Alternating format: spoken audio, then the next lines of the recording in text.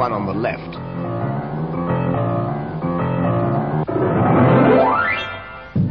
Well, that was hardly a typical incident of my visit to Pakistan. It's the second largest country in the Commonwealth, and Karachi, its chief city, is a swollen, ugly place with nearly 2 million people. Ancient and modern, camels and Cadillacs are cheek by jowl.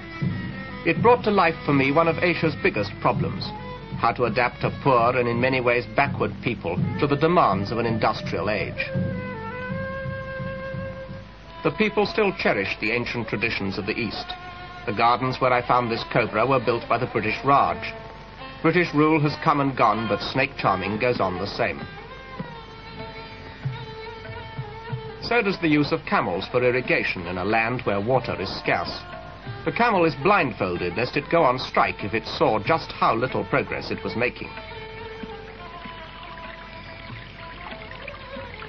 And a few yards from the camel, a giant dam provided a strange contrast in methods of irrigation.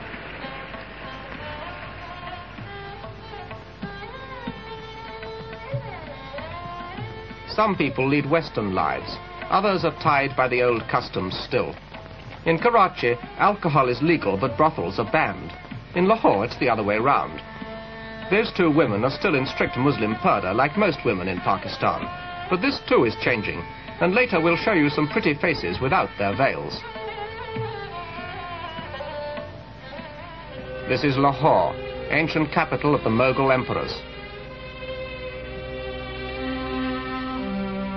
The mosque is the largest in Islam. The gardens and palaces are memorials to mighty kings. The new buildings are less beautiful but impressively modern, like this police station. In the big cities, I saw a building boom on every side. Karachi's population has quadrupled since the war. It stretches for miles, half Americanized and half primitive. To build Western-style democracy in villages like these has meant a bitter struggle against poverty and illiteracy. The previous regime failed completely. Pakistan is a country split in two halves. This partition gave India's Muslims their own nation, but made government nearly impossible. West Pakistan, with the national capital in Karachi, stole all the limelight. Then in 1958 came revolution. The army took over. Karachi's railway station at night, with its huge electric sign, Pakistan Democracy, was recently the starting point of the first major campaign by President Ayub Khan and his new military regime to restore democracy, but of a new type. President Ayub toured the country by special train, explaining his plans to the people and to the journalists and writers, Pakistan and foreign, who went with him. I was one of them. It was the smartest public relations job I've ever seen, and the most luxurious train, complete with early morning tea served in one's comfortable bunk. As we saw the people acclaim their president, I learned why he had seized power. The government and the civil service had been steeped in corruption and the economy was cracking. So the army dissolved parliament and proclaimed martial law. Now there's a kind of benevolent dictatorship, but with little sign of militarism. The regime has punished the corrupt and is still generally popular. Now Ayub is holding elections for local councils, which he hopes to build up to a presidential system based on indirect suffrage.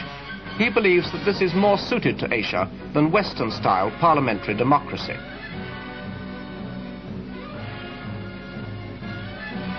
On the train, I asked him why he and the former president, Mirza, had suspended the regime.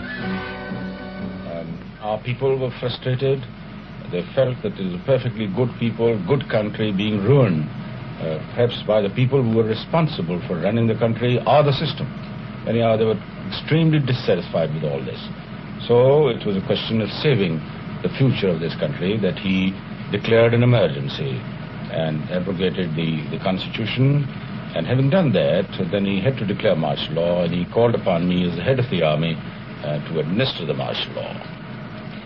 Do you plan to restore democracy in the long run? Yes, this is exactly what we are doing now. The basic democracy is the first step. We are trying to bring democracy down to the lowest level of the people so that they are associated with administration, associated with future developments.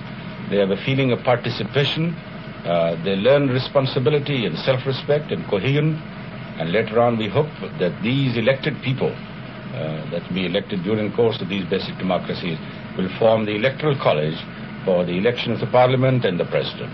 Would you like to see other Asian countries following your example? I wouldn't force my ideas on anybody, but they are most welcome to come and have a look at these things, and if it suits them, we shall be only too pleased to explain, and if they adopt them, maybe that their problems may well be solved in the same fashion.